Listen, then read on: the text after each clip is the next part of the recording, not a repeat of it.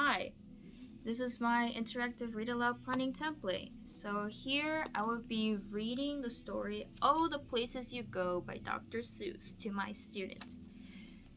Here, before reading, we will have some background knowledge of how the student will explore the theme of the ventures of life and acknowledge future failures and inspirations to keep looking forward throughout the story. And here, some vocabulary words that I will introduce to her would be slump, stew, foul, and pleasant, proud, perch, hither, and dexterous, simply because I feel like she may not encounter these words and may feel confused, so I would simply just break it down for her. And to set a purpose for the teaks, so here the student is expected to discuss rhyme, rhythm, repetition, and alliteration in variety of poems, and this will be the poem, of course.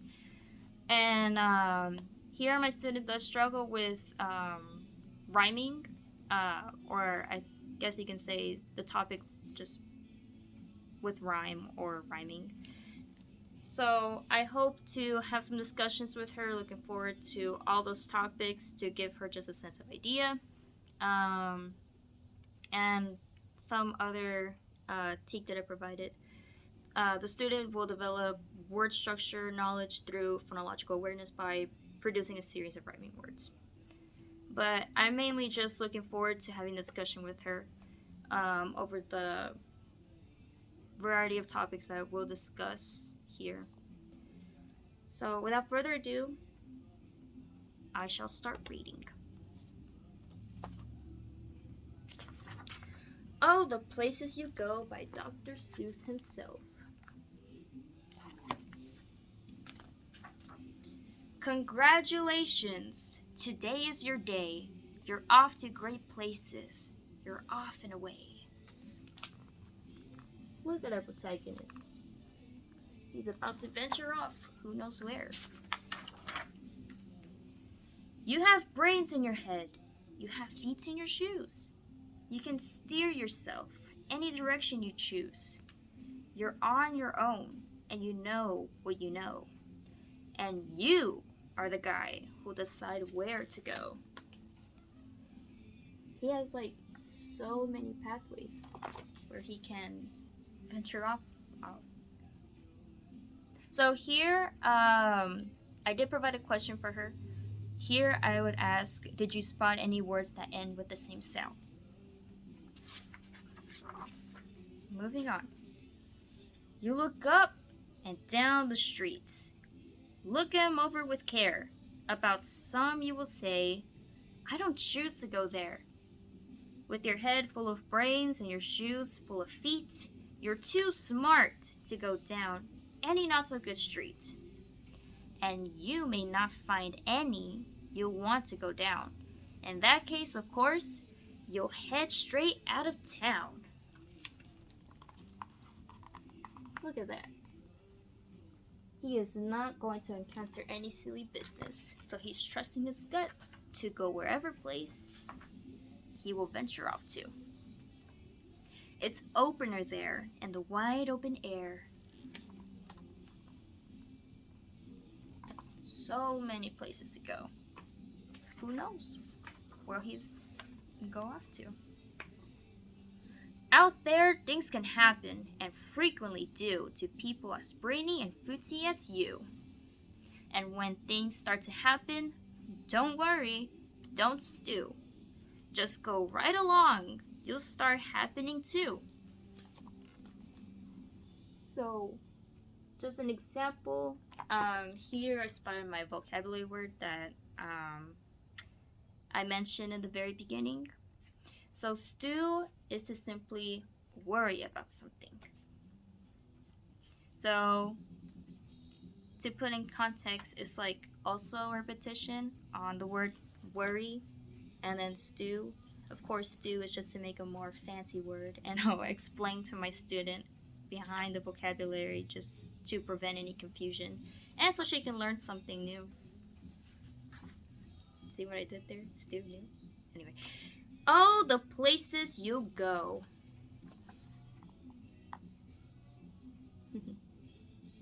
I like the art here. The illustration is fantastic. Makes the student curious and fascinated. You'll be on your way up. You'll be seeing great sights. You'll join the high flyers who soar to high heights.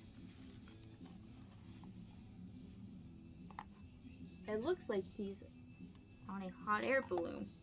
It's crazy. He's living life. You won't lag behind because you have the speed. You'll pass the whole gang and you soon take the lead. Wherever you fly, you'll be best of the best. Wherever you go, you will top all the rest. Look at him. There's our little protagonist here. And look at all the people. He's literally in the lead. So here I provided a question. Do speed and lead sound the same? So here, this is when the rhyming kicks in for her. Except when you don't, because sometimes you won't. I'm sorry to say so, but sadly, it's true. That bang-ups and hang-ups can happen to you. You can get all hung up in a prickly perch, and your gang will fly on. You'll be left in a lurch. Unfortunately, we're gonna face challenges in life. But let's see what a protagonist does. You'll come down from the lurch with an unpleasant bump, and the chances are then that you'll be in a slump. And when you're in a slump, you're not in for much fun. Unslumping yourself is not easily done.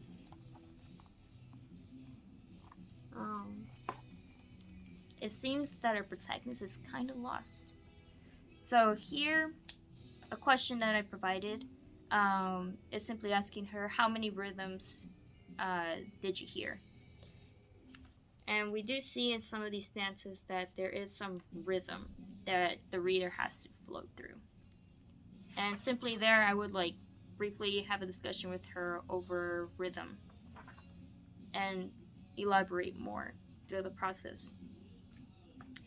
You will come to a place where the streets are not marked. Some windows are lighted, but mostly they're dark. A place you could sprain both your elbow and chin. Do you dare to stay out? Do you dare to go in? How much can you lose? How much can you win? And if you go in, should you turn left or right?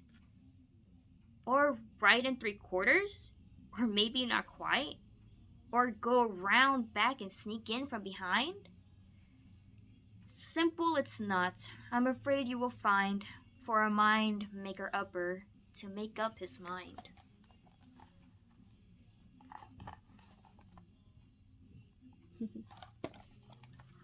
So many questions.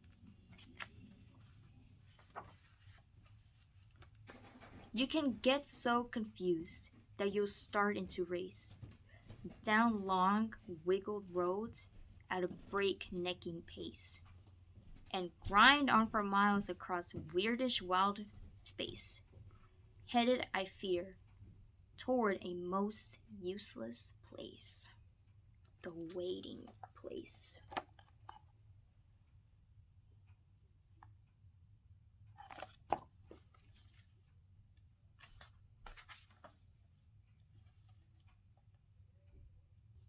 For people just waiting for a train to go, or a bus to come, or a plane to go, or the mail to come, or the rain to go, or the phone to ring, or the snow to snow, or waiting around for a yes or no, or waiting for their hair to grow.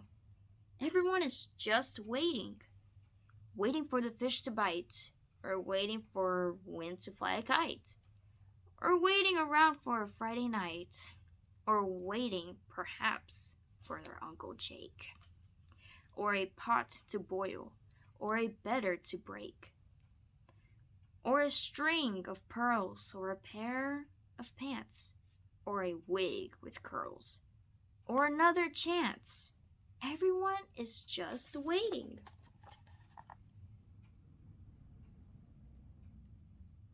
Look at that. Plenty of people.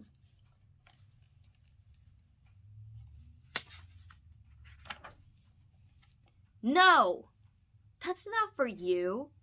Somehow you'll escape all that waiting and staying. You'll find the bright places where boom bands are playing.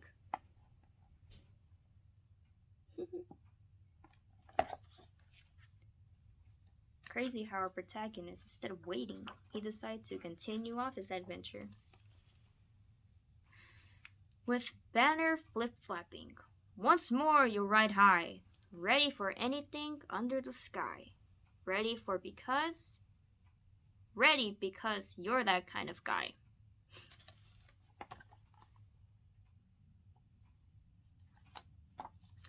And I did provide a question here. Simply, I will ask her, did we hear an alliteration? So I will briefly discuss and elaborate more behind that topic, alliteration. And here, this is a provided example that I spotted in this page right here. Flip-flapping.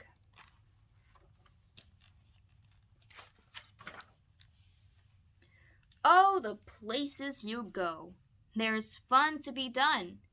There are points to be scored. There are games to be won. And the magical things you can do with that ball will make you the winningest winner of all. Fame! You'll be famous as you can be. With the whole wide world watching, you win on TV.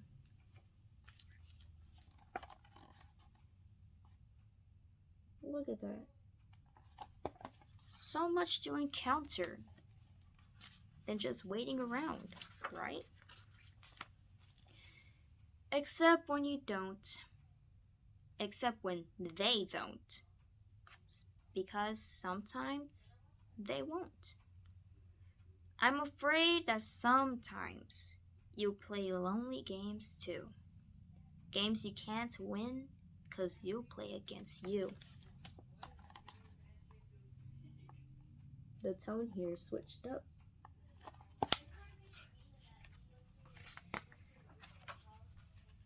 All alone, whether you like it or not. Alone will be something you'll be quite a lot. When you're alone, there's a very good chance you'll meet things that scare you right out of your pants. There are some down the road between hither and yon that can scare you so much you won't want to go on. Look at that. It seems our protagonist is encountering fear. But no worries, let's see what he does about it. But on you will go, though the weather be foul. On you will go, though your enemies prowl. On you will go, though the heckin' cracks howl. Onward up a many, a frightening creek, though your arms may get sore and your sneakers may leak.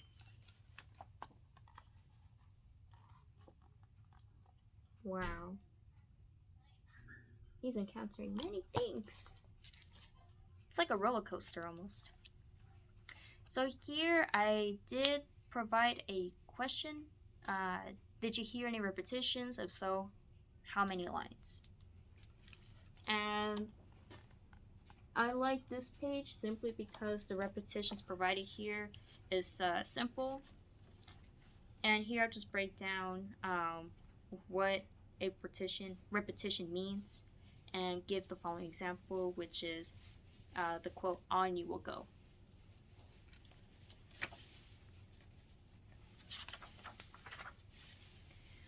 On and on you will hike, and I know you'll hike far and face up to your problems, whatever they are. Look at that. Instead of still being in a slump, he decided to keep going. and face up to the challenges and fears. You'll get mixed up, of course. As you already know, you'll get mixed up with many strange birds as you go. So be sure when you step with care and great tact, and remember that life's a great balancing act. Just never forget to be dexterous and deft, and never mix up your right foot with your left. Look at that illustration. So, another example, just to provide the vocabulary words that I wanted to acknowledge to her.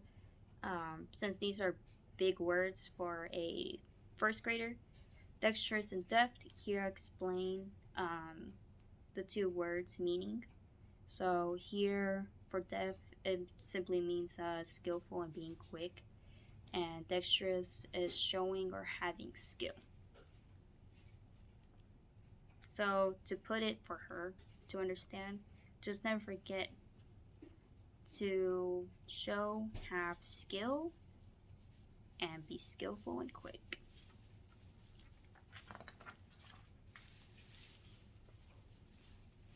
And will you succeed? Will you succeed? Yes, you will indeed. 98 and 3/4% guaranteed. Kid, you will move mountains. Look at our protagonist. Wow. After all the challenges he faced, he actually managed to move a mountain. It can also be known as a metaphor too, that he's actually pursuing a lot in life. So, be your name, Bugs Bomb, or Bixby, or Bray, or Mordecai Ali Van Allen O'Shea. You're off to great places. Today is your day. Your mountain is waiting. So, get on your way. And he's still adventuring off. And that is all the places you go.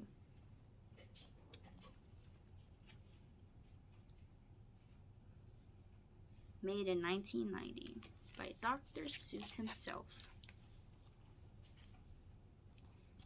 So after the read aloud is over, something that I just briefly want to mention in my template is after reading. So me and my student would have discussions over the takes that I provided in the very beginning. Just to briefly mention it. Rhyme, rhythm, repetition, and alliteration that we discovered in this poem. And just to also follow up and just have like a brief discussion is to include about the moral of the story and how the protagonist still kept moving forward without letting the hardships put him down, and still kept up in the moment, but instead decided to still continue moving forward. And perhaps any vocabulary words that she may still feel confused about, and I can just briefly and thoroughly explain things to her or just break it down. And that's all. Thank you for watching.